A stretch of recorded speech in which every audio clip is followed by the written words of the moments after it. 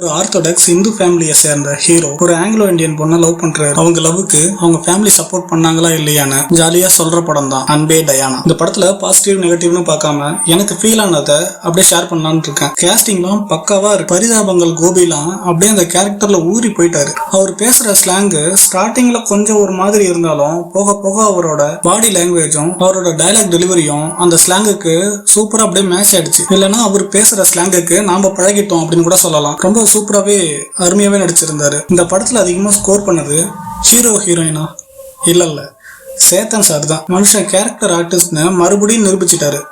அவர் வர சீன்லாம் அவரை தவிர மற்ற கேரக்டர் மேலே ஃபோக்கஸே போகல. அந்த ஃபுல் ஃபோக்கஸையும் அவர்கிட்டே வச்சிருக்காரு. அந்த அளவுக்கு ரொம்ப இயல்பாக அந்த நடிப்பை வெளிப்படுத்தி அந்த கேரக்டர்ல வாழ்ந்துட்டாரு மனுஷன். என்னதான் அப்பா பையன் ஃப்ரெண்டா பழகுற மாதிரி காட்டி இருந்தாலும் அதை வச்சு எங்கேயும் கிரிஞ்சு காமெடி பண்ணாம அந்த பாண்டிங்க ரொம்ப டீசெண்டா மெயின்டைன் பண்ணிட்டு இருந்தாங்க.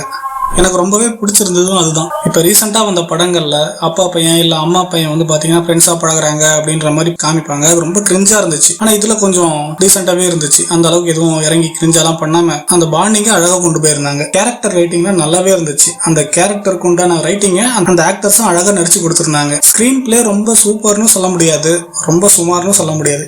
எங்கேயும் போர் அடிக்காம கொண்டு போயிருக்காங்க. மற்றபடி இது ஒரு வழக்கமான நம்ம பல டைம் பார்த்த லவ் ஸ்டோரி தான். கதையில எங்கேயும் பெருசா ட்விஸ்ட் அண்ட் டர்ன்ஸ் எதுவும் இருக்காது. இருக்க சின்ன சின்ன ட்விஸ்ட் அண்ட் டர்ன்ஸும் நல்லா இருந்துச்சு. ஹீரோயினை பத்தி சொல்லணும்னா அவங்க கேரக்டர் ரைட்டிங் ரொம்பவே நல்லா இருந்துச்சு. மெச்சூரா ஸ்ட்ராங்கா எழுதியிருந்தாங்க. இந்த படத்துல ஜாதி மதம்னு ரொம்ப உள்ள போகாம சட்டலா போற போக்குல அதை ஹேண்டில் பண்ணிருக்காங்க. இன்ஃபேக்ட் ஹீரோவோட அம்மா கேரக்டர் ரொம்பவே ஆர்த்தோடாக்ஸ். அவங்க ரிலேட்டிவ்ல ஒரு லவ் மேரேஜுக்கு சப்போர்ட் பண்ண மாட்டாங்க. பட் ஆனா அவங்க பையன் வந்து ஒரு ஆங்கிலோ இந்தியன் பொண்ணை லவ் பண்றான்னு சொன்ன பிறகு அடுத்தடுத்து நடக்கிற ஒரு சின்ன சின்ன விஷயத்தால அவங்க டக்குன்னு மாறிடுறாங்க.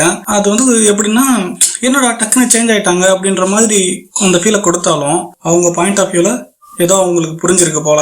கதையோட ஃப்ளோவில் அப்படியே ஓகேங்கிற மாதிரி இருக்கும். நீங்க ரிலாக்ஸா ஒரு நல்ல படம் பார்க்கணும்னு நினைச்சீங்கன்னா கண்டிப்பா இந்த படத்தை ட்ரை பண்ணுங்க. ஒரு ஜாலியான என்டர்டைனர். நீங்க ஆல்ரெடி இந்த படத்தை பார்த்துருந்தீங்கன்னா உங்களுக்கு இந்த படம் எப்படி இருந்துச்சுன்னு உங்களோட எக்ஸ்பீரியன்ஸை கமெண்ட்ல சொல்லுங்க. இந்த வீடியோ பிடிச்சிருந்துச்சு அப்படின்னா இந்த வீடியோக்கு ஒரு லைக் பண்ணிட்டு மறக்காம நம்ம சேனலை சப்ஸ்கிரைப் பண்ணிக்கோங்க. தேங்க்யூ ஃபார் வாட்சிங். ஒருவல் கடை.